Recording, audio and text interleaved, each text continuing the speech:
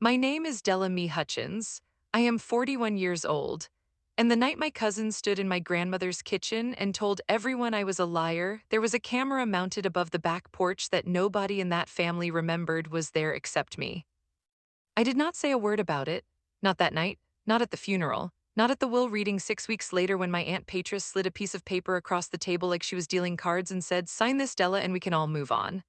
I just looked at that paper and then I looked at the window behind her and I thought about the way light falls on a gravel driveway in late October when the sweet gum trees have gone red and the whole county smells like wood smoke and something ending. I did not sign it. Welcome back to Calm Drama Stories. This is where we share real life inspired tales of family conflict, betrayal, and the quiet strength it takes to stand your ground. If these stories speak to you, drop a comment and be sure to subscribe. Now let me tell you about Lulamee Hutchins, my grandmother who grew up on 43 acres outside Harlan, Kentucky, who moved to Cookeville, Tennessee when she was 22 years old with $11 in a cardboard suitcase and a recipe for stack cake her own mother pressed into her hands at the Greyhound station. Lulamee Hutchins was not a woman who talked about money. She was not a woman who talked much at all if you want the truth of it. She kept her house the way she kept herself, which was neat and unhurried and smelling faintly of cedar. She made biscuits every single morning of her adult life. She kept her important papers in a Tupperware container inside the flour canister in the back of the pantry because she said nobody who was up to no good would ever look inside a flour canister, and she was right about that for 83 years. She had 9 tomato plants and 4 rows of butter beans and a stand of zinnias along the south fence that she cut every week from July through October and put in mason jars throughout the house. She attended First Baptist on Broad Street every Sunday. She was on the Missionary Society and the Kitchen Committee, and she had organized the Christmas food drive for 16 consecutive years before her knees gave her trouble, and she stepped back from the carrying and the lifting but not from the organizing. She knew the name of every family in the church, knew who was struggling and who was proud and who was both at once and needed help in a way that didn't show, and she fed them all without making a production of it. She left things on porches. She mailed checks in plain envelopes.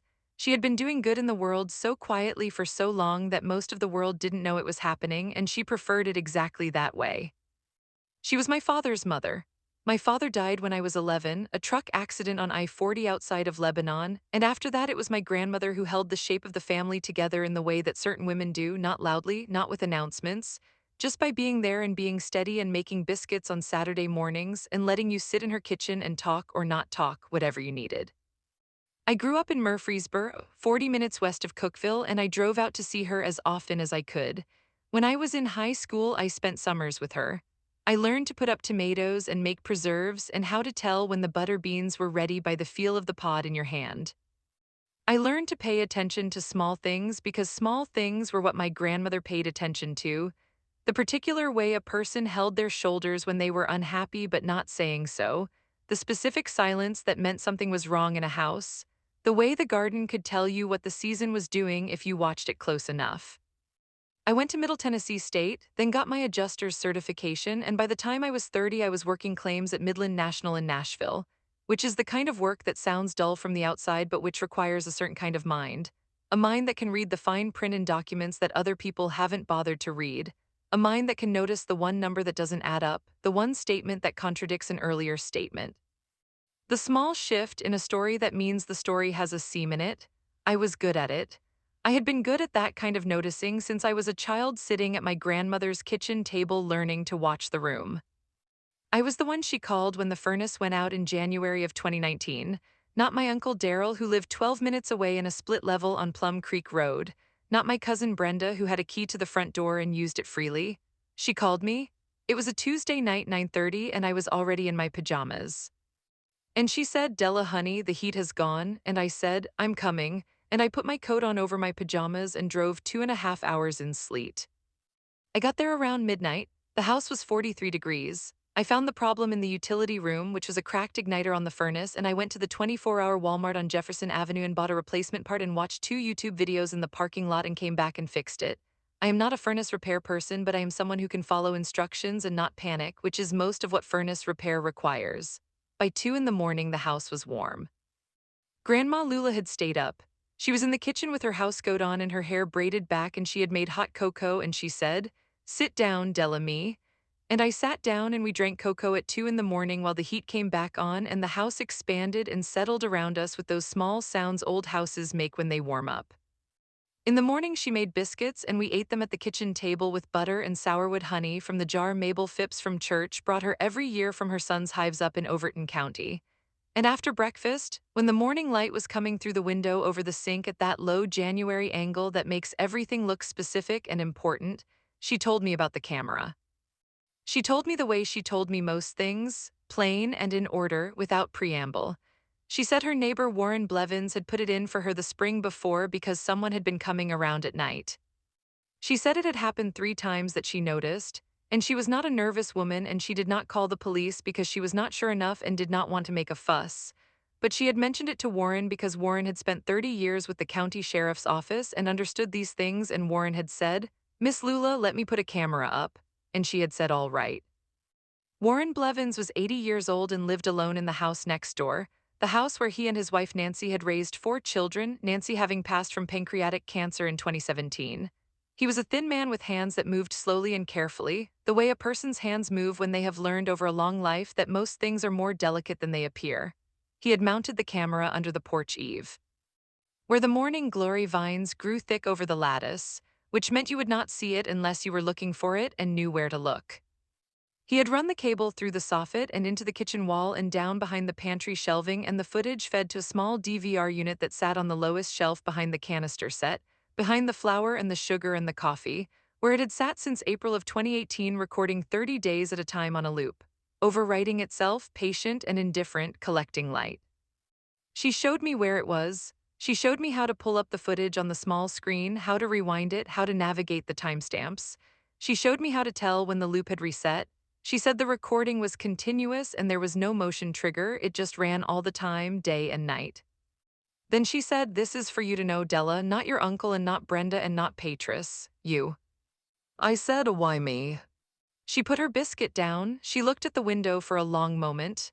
Outside, the January yard was brown and still, and the bird feeder needed filling. She said, "Because they come around when I am sleeping."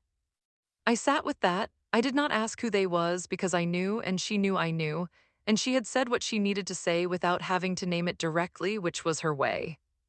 I said, "Okay." She said, "You know how to handle things." I said, "Yes, ma'am." She looked at me across the kitchen table and she nodded once, the way she nodded when something was settled.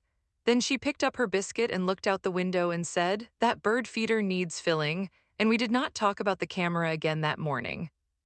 I wrote down how to work the DVR on the back of an envelope I found in the junk drawer and I put it in my coat pocket. I refilled the bird feeder before I left. I drove back to Nashville in weather that had cleared to a pale winter blue, and I did not tell anyone what she had told me, not my mother, not my friend Carla, who was the person I told most things to, not anyone. That was February 2019. The sweet gum trees along the property line were bare. The zinnias were 6 months from coming back. The garden was sleeping under its winter cover of dead stalks and frost-killed weeds, waiting. I kept driving out on weekends. I would get there Saturday morning and Grandma Lula, and I would sit on the front porch if the weather allowed, which in spring it started to, and we would drink coffee and she would tell me about the week. Sometimes she would tell me practical things, that the gutters needed clearing, that the hot water heater was making a sound she did not like. Sometimes she would tell me about people at the church, or about something she had read, or about a bird she had seen in the yard she had not been able to identify, which would require us to get out the bird book from the shelf in the living room and look through it together until we found it. A brown creeper, a pine siskin, a pair of red crossbills that had come through in November and stayed 3 days and then moved on. I always brought a pie from Dotson's Bakery on the square in Cookville. Chocolate cream in the winter, strawberry rhubarb when the rhubarb came in, peach in late summer. This was not a calculated thing. It was simply what you brought to Grandma Lula's house. It had been what you brought since I was a child, when my father would drive us out on Saturdays, and he would stop at Dotson's on the way through town, and we would carry the white box up the porch steps, and she would set it on the counter and say, "Well, look at that." The way she said it every single time, pleased but not surprised, as if the pie were something the world had done right. What I noticed, and I noticed it the way I noticed discrepancies in a claims file, which is to say quietly and without reacting, was that things were starting to shift in the house. Not big things, small things. The Tupperware container in the flour canister was there, but it felt lighter when I picked it up. The stack of birthday cards she kept rubber banded together in the bureau drawer in the front bedroom seemed different, fewer somehow, or rearranged. I could not pin it down exactly.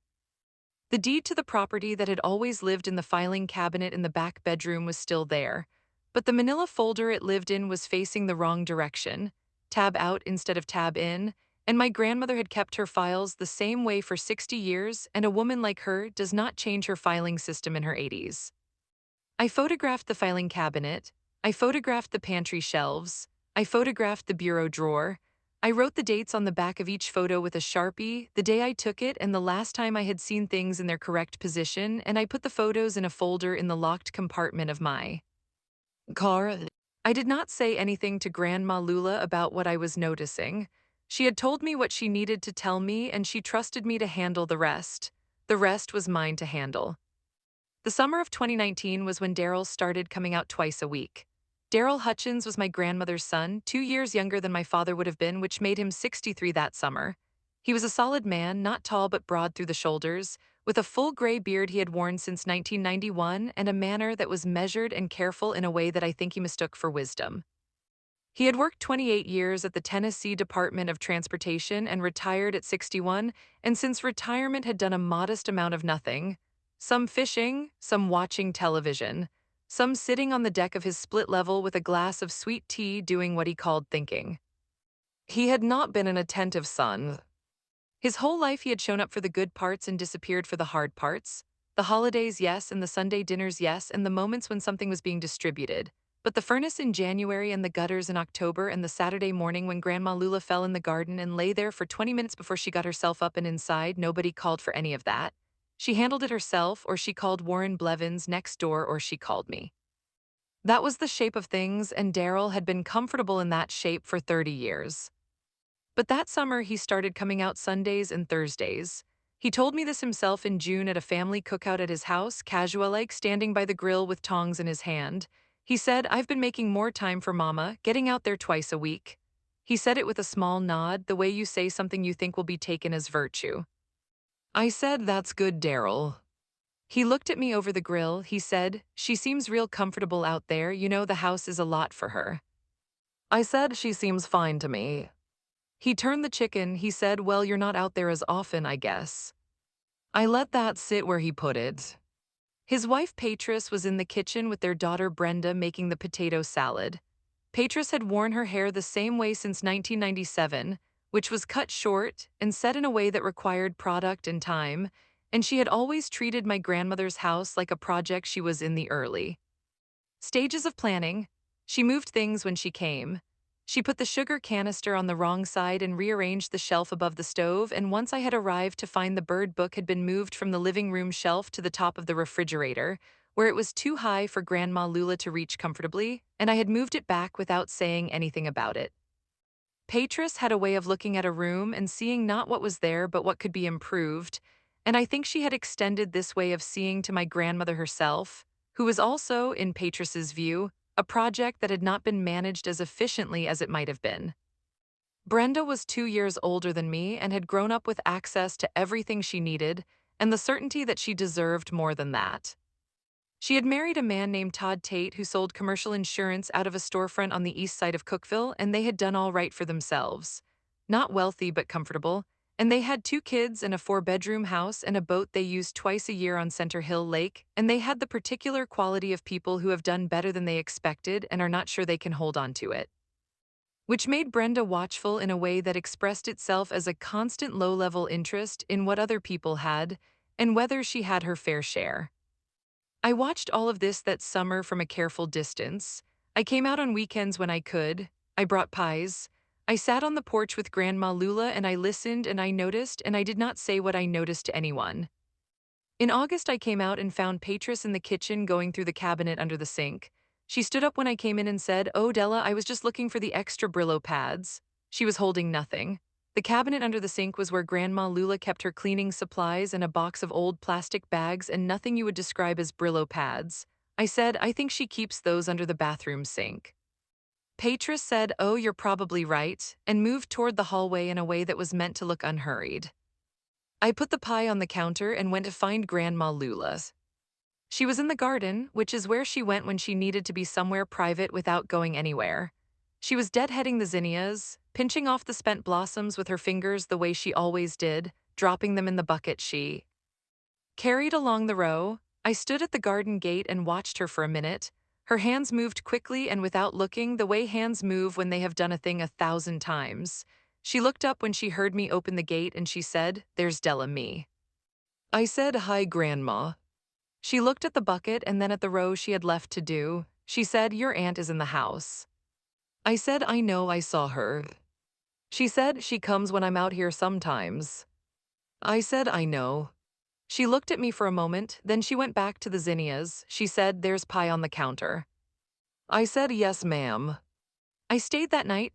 I slept in the back room with the window open and the sound of the tree frogs coming through the screen, and in the morning I got up early and made coffee and sat at the kitchen table in the early light, and I looked at the pantry shelf where the DVR sat behind the canister set, a thing no one would think to look at, and I thought about what my grandmother had said last February.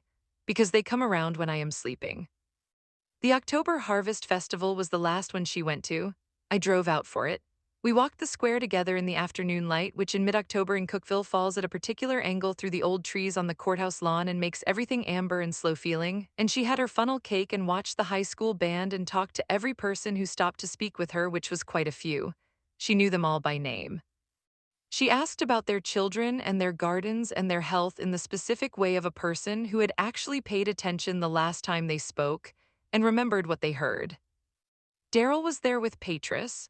Brenda and Todd were there with their kids. We were all gathered near the stage when the band started their second set, and I was standing to Grandma Lula's left watching her face, which had that pleased and unhurried look it got when she was somewhere familiar doing something she had done for years, and Patris leaned close to her from the other side and said something in a low voice.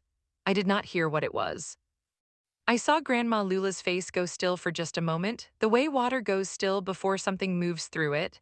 Then she nodded once slowly and looked at the band.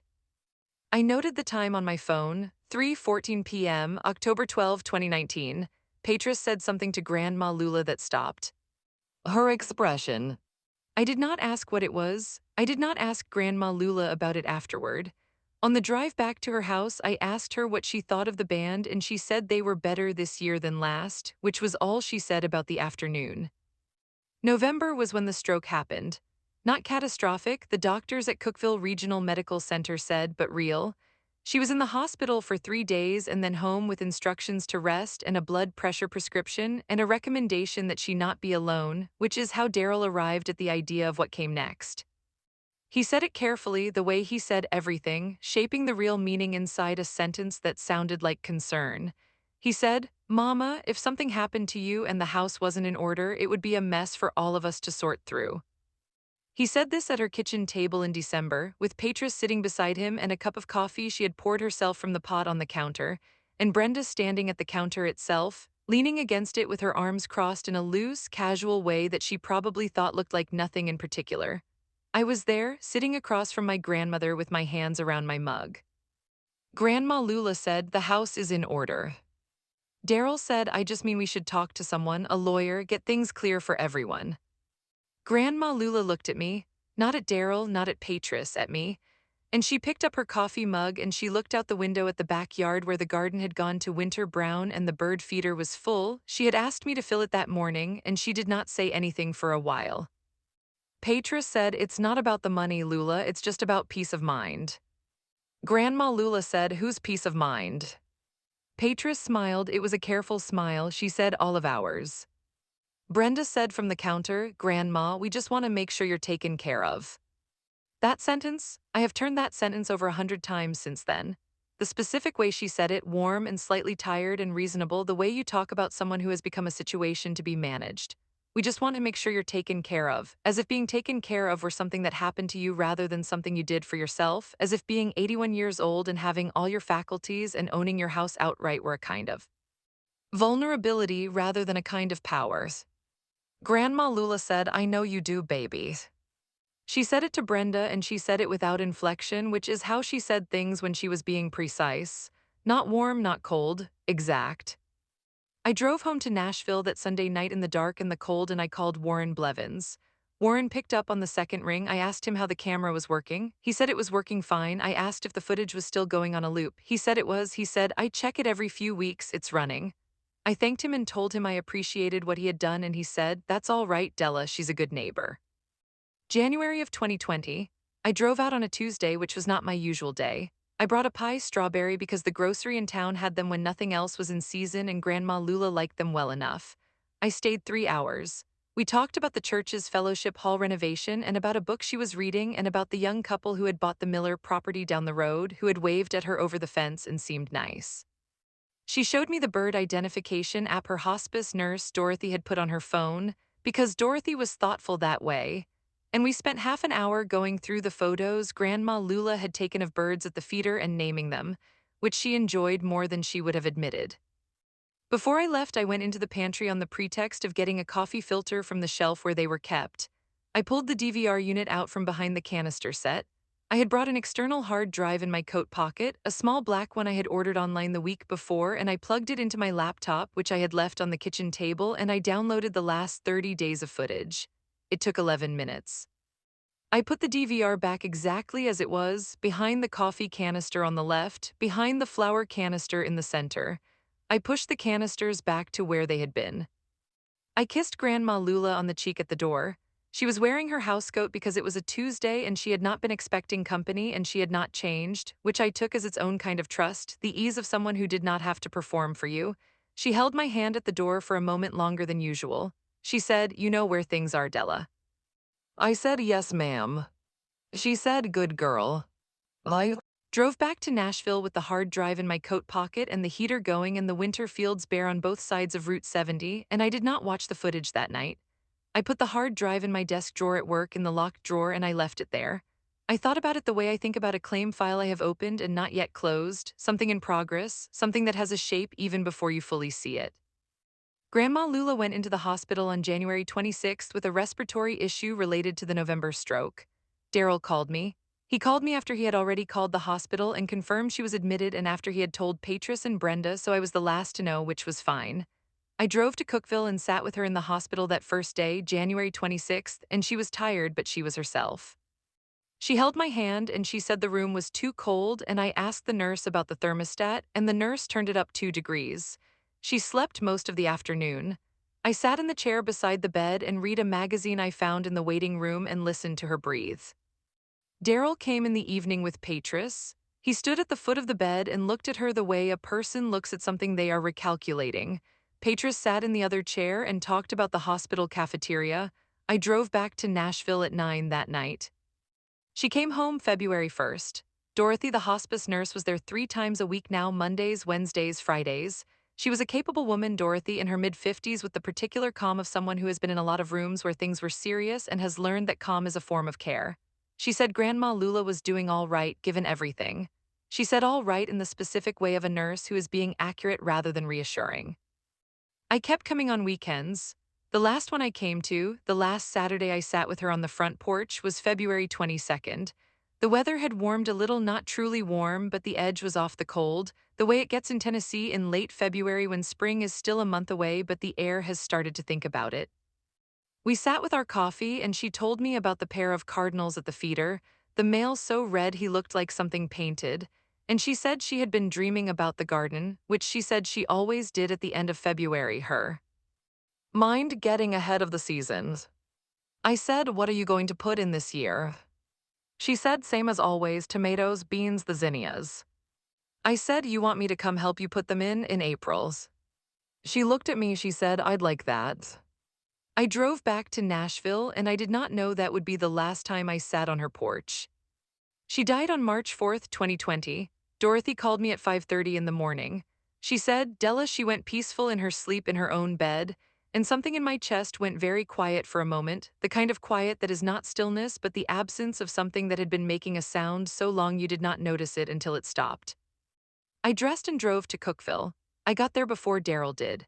Dorothy was still there and she sat with me for a while and then she gave me some privacy and I sat with my grandmother in the room that smelled like cedar and the Jergens lotion she put on her hands every night and the faint sweetness of whatever Dorothy used to keep things comfortable, and I held her hand, which was still warm, and I said what I needed to say. When Daryl arrived 40 minutes later, he went to the back bedroom first, not to his mother's room, to the filing cabinet in the back bedroom. I was standing in the hallway and I watched through the door. He opened the second drawer, the one with the property documents. He took out the manila folder with the deed. He held it for a moment, reading something or checking something, and then he put it back, but he put it back with the tab facing out, not in, out. My grandmother had put that file with the tab facing in for 60 years. Patris arrived and went to the kitchen and made coffee. Brenda arrived an hour after that, and I watched her go to the pantry and I watched her eyes move across the shelves, slow and assessing, settling on the canister set, on the flour, on the space behind it. Now I want to stop here for a moment and ask you something. Have you ever been in a room where the people around you were going through the motions of grief while actually doing something else entirely, and you could see it clearly, the way you can see right through still water to the bottom, and you had to just stand there and let it happen? Have you ever had to be the quietest person in a room because being quiet was the only form of power available to you at that moment? Tell me in the comments. I read every single one. And if you haven't subscribed yet, now is the time, because what happens next is the part I've been building toward this whole time. The funeral was March 8th at First Baptist on Broad Street, where Grandma Lula had attended for 51 years. Half of Putnam County came through. The ladies from the church brought enough food to stock a small restaurant for a week. Casseroles and pies and coconut cake and macaroni salad and ham biscuits and deviled eggs and more and more and more.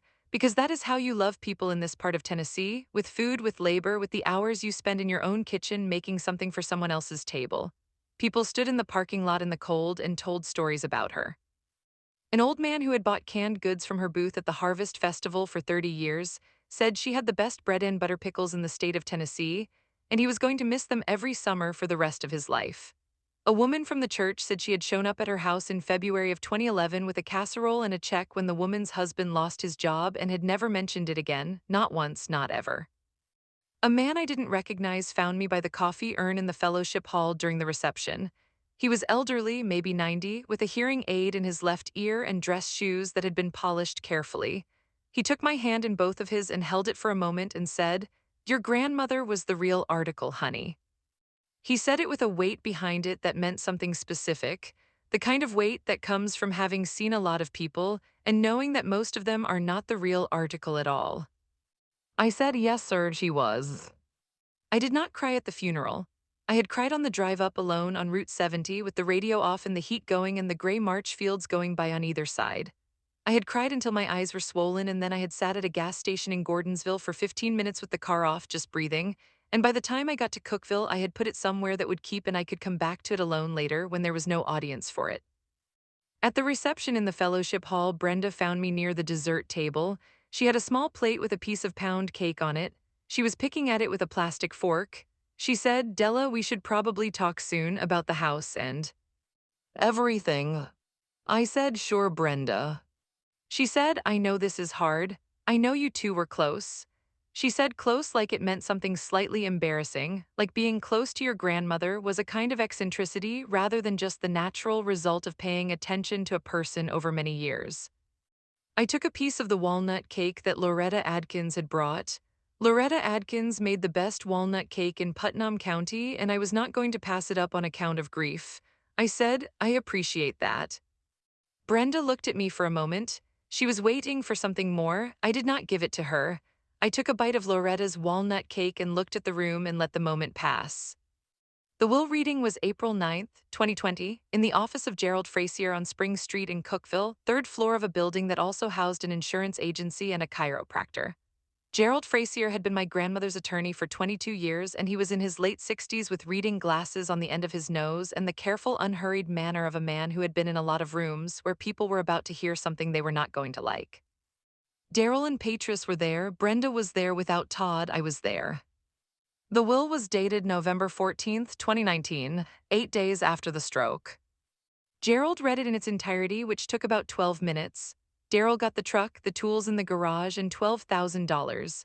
Brenda got the china cabinet and its contents, which included the good dishes and the crystal and the silver plate her grandfather had given Grandma Lula for their first anniversary.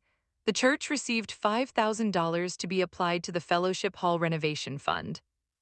The remaining personal effects, clothes, books, linens, jewelry, household items, were to be divided equally among the grandchildren. And the house, the property at 1147 Willow Creek Road in Cookeville, Tennessee, 412 square feet of house and 43 acres of land assessed in the most recent county property records at $278,000, was left to me, Della Mee Hutchins, outright and without condition. The room was quiet for a moment after Gerald finished reading. Daryl's face did something I had not seen it do before. It went through several expressions very fast, like a hand of cards being shuffled, and what settled on top was not anger exactly, but something harder, something that had been under the surface a long time and had now simply come up to where it was visible. Brenda said, "I'm sorry, can you read the part about the house again?" Gerald read it again. Brenda said, "When was this signed?" Gerald said, "November 14th of 2019. Brenda said she had just had a stroke. Gerald looked at her over his glasses. He said, "She came to my office on November 14th with her neighbor Warren Blevins as a witness. I spoke with her for 45 minutes before we executed anything. She was of sound mind. She knew exactly what she was doing and she told me exactly why she was doing it." Petra said, "Did she say why?" Gerald said, "She said the property had been in her possession for 57 years and she had decided who it went to." Daryl said, "Della got to her." He said it quietly, not a shout. Quiet, measured, the way he said everything, but with something underneath it that had been sitting there for a long time building pressure. He said, "She spent all that time out there, all those weekends. She got to her and she turned her against her own son." I looked at the table. There was a box of tissues on it and a glass of water someone had filled and not touched. I looked at Gerald Frazier's reading glasses. I looked at the window behind Daryl's head, which had a view of Spring Street and the bare March trees in the courthouse square. I thought, "Not yet, not yet, not yet." I said, "I think we should all take some time." Petra said, "There's also the matter of some things that went missing from the house." I said, "I beg your pardon." Petra said, "Some things are missing from the pantry, from around the house. We'd like to understand what happened to them." She did not specify what things. She kept her hands flat on the table and looked at me and waited to see what I would do. I said, "I don't know what you mean." Brenda said, "Nobody's accusing you, Della. We just want things to be fair." Daryl put a piece of paper on the table between us. He slid it toward me. It was a quitclaim deed, partially filled out, with my name in the grantor line and Daryl Hutchins and Brenda Tate in the grantee line. He said, "We'd like you to sign this. The fair thing would be to sell the property and split it 4 ways." I looked at the paper. Gerald Frazier was looking at his own hands. He was not surprised. By the paper, he had seen things like this before. I said, "I'll need to think about it." Daryl said, "Della, I don't know what she told you. I don't know what she made you believe. But my mother spent her life working to the bone for this family, and now you're going to take what should belong to all of us and keep it for yourself." Something behind my sternum went tight and flat and hard, the way a body of water goes when the temperature drops enough for it to stop moving. I said, "Daryl, she left what she wanted to leave to who she wanted to leave it to. That was her right." He said, "We have witnesses." I stopped. I looked at him. He said, "People who can speak to the kind of influence you had over her, the way you were always out there, the way she depended on you." He said it with Patris nodding slightly beside him and Brenda looking at the table with her jaw set. And what he was describing, the constant visits and the care and the attention, he was describing as manipulation, taking the thing I had given freely and recasting it as something calculating, something predatory. He was taking 30 years of love and calling it a scheme. I looked at him for a long moment. I looked at Patris. I looked at Brenda. I thought about the January night I drove 2.5 hours in sleet to fix a furnace. I thought about the summers I spent in that garden learning to read pods. About every Dotson's pie I had ever carried up those porch steps in a white box. I thought about February of 2019 and my grandmother saying, "Because they come around when I am sleeping." I said, "Okay, Daryl," and I picked up my bag and I walked out. I drove to the Bluebell Diner on the edge of town, which had been there since 1971 and served breakfast all day and had a row of window booths where a woman could sit alone and think without anyone bothering her. I ordered scrambled eggs and toast and a large coffee and I sat for 2 hours. Outside the window, the parking lot was mostly empty. The sweet gum trees along the road had just started to bud, just that first suggestion of green that is the color of possibility before it knows what it will become. I thought about the hard drive in my desk drawer at work, in the locked drawer. I had downloaded 30 days of footage in January. 30 days running backward from January 14th meant I had footage running back to December 15th, but Grandma Lula had not gone into the hospital until January 26th, and she had died March 4th. So the footage covered December 15th through January 14th. That was before she was hospitalized mostly, but I had seen things by then that suggested the timeline went back further than that. I thought about January 22nd, a Wednesday. Daryl had told me at Christmas that he came out Sundays and Thursdays. January 22nd was a Wednesday. I left a good tip and I drove back to Nashville and I went straight to my office and I sat down at my desk and I unlocked the drawer and I took out the hard drive and I plugged it in and I opened the footage. The camera was high definition, the angle was clear, the timestamp was accurate. I knew this because I could see myself in the footage arriving January 14th at 11:15 in the morning with a white bakery box, going up the porch steps, my grandmother appearing in the door in her housecoat with her hair braided back. I watched myself hug her. I looked away from that for a moment.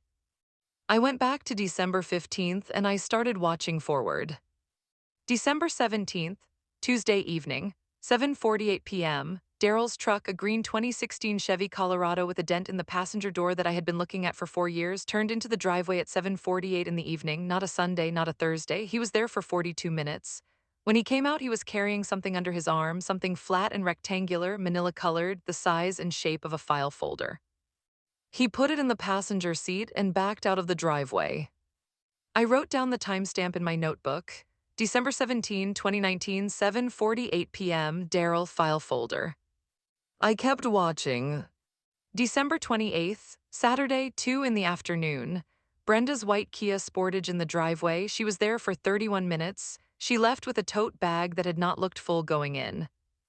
January 4th, Sunday, Daryl's truck, 8:41 in the morning.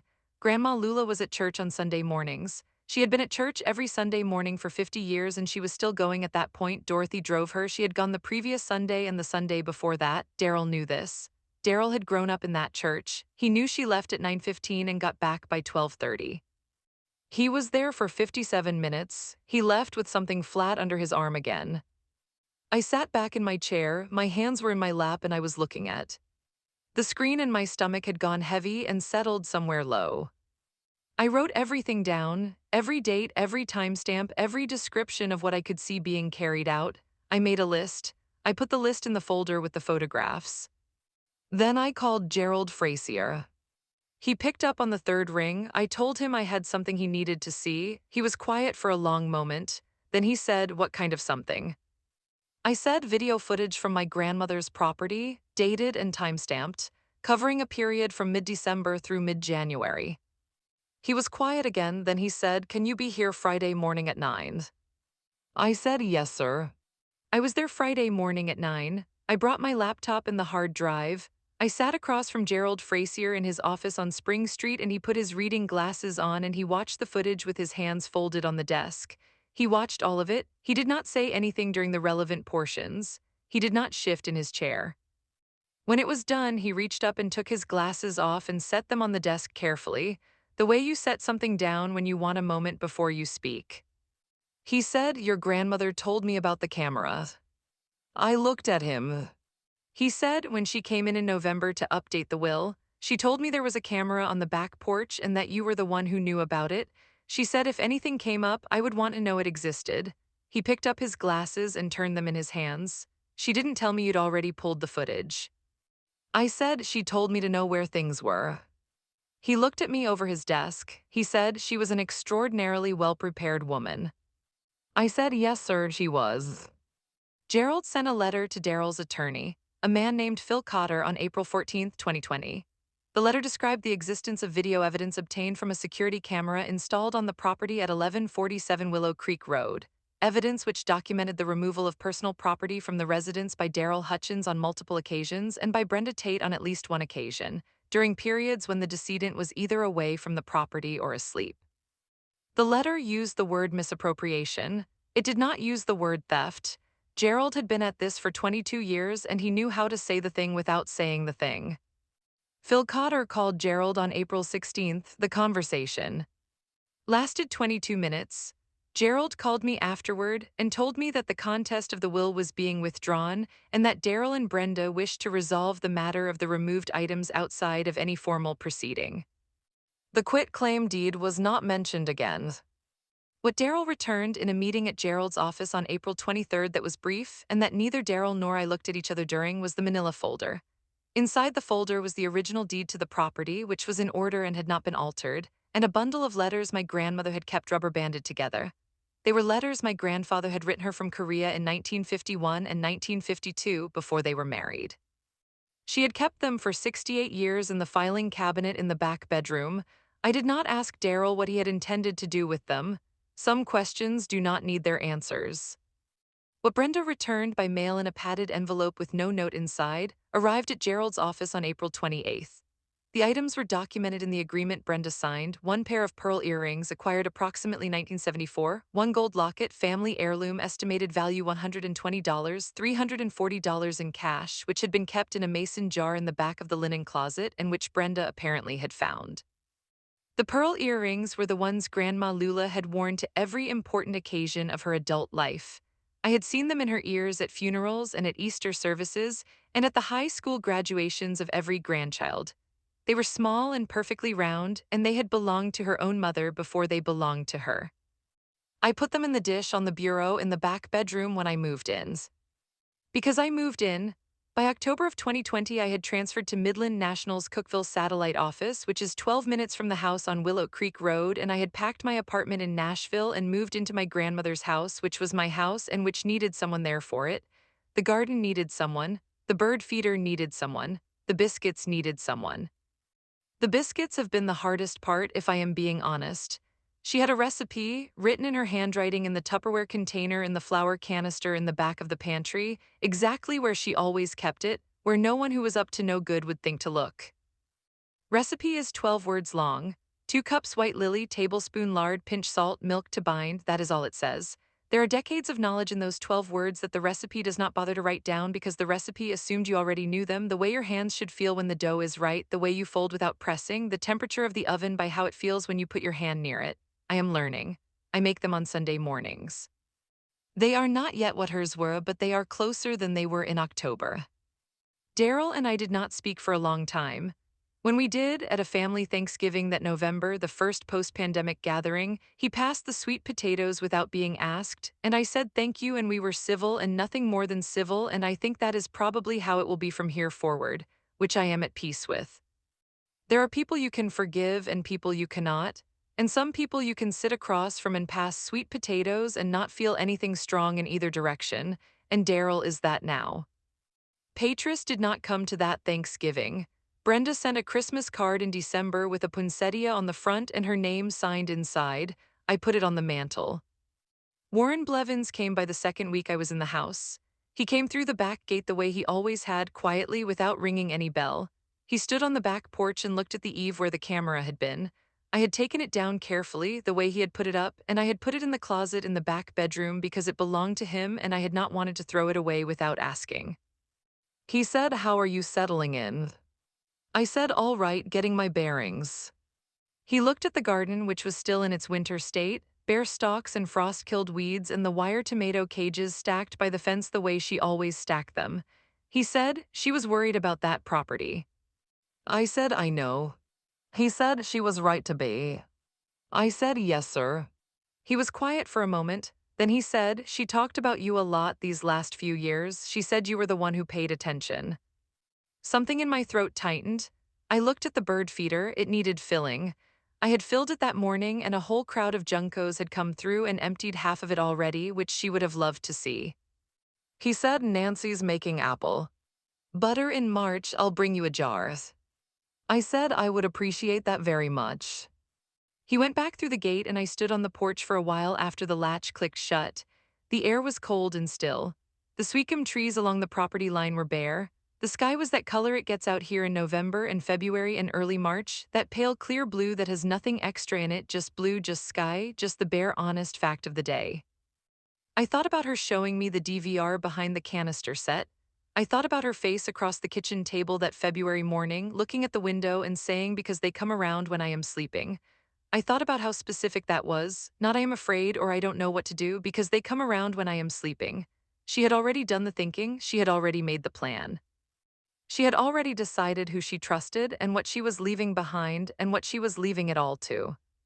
She had made sure the light kept recording. The hard drive is in the desk in the back bedroom now. I put it in the same drawer where she kept her important envelopes. I do not take it out often. But it is there, and I know it is there, which is the same thing she gave me when she showed me the DVR in the first place, not the footage itself, but the knowledge that it existed, the knowledge that the light had been running all along. I made biscuits this past Sunday morning, white lily flour from the canister where the recipe lives, lard from the can she kept in the cabinet to the left of the stove, which I replaced with the same brand, which is the brand she had always used, milk from the refrigerator. I mixed it the way I have been learning to mix it, without pressing, without working it more than it needs. I cut them with the same biscuit cutter she used, a round metal one with a handle that she had owned since before my father was born, and I put them in the cast iron skillet and put them in the oven and set the timer. They were better than the week before, they are getting closer. Outside the kitchen window, the garden is bare still in its late winter rest. The tomato stakes are in the shed. The zinnia bed along the south fence is just dirt now, just the dark turned earth waiting for April. The bird feeder is full and the juncos are back, tumbling around under it on the cold ground, picking up what falls. I am going to plant the same things she planted: tomatoes along the back fence, butter beans in 4 rows, zinnias along the south wall. I am going to do it the way she taught me, paying attention to the feel of the pod in my hand, watching what the season is doing, taking my time. The camera is gone, but what it recorded is right where it belongs. The footage is in the drawer, the deed is in the file. The letters from Korea are rubber banded together in the box on the bureau. The pearl earrings are in the dish. I know where things are, and I am still paying attention.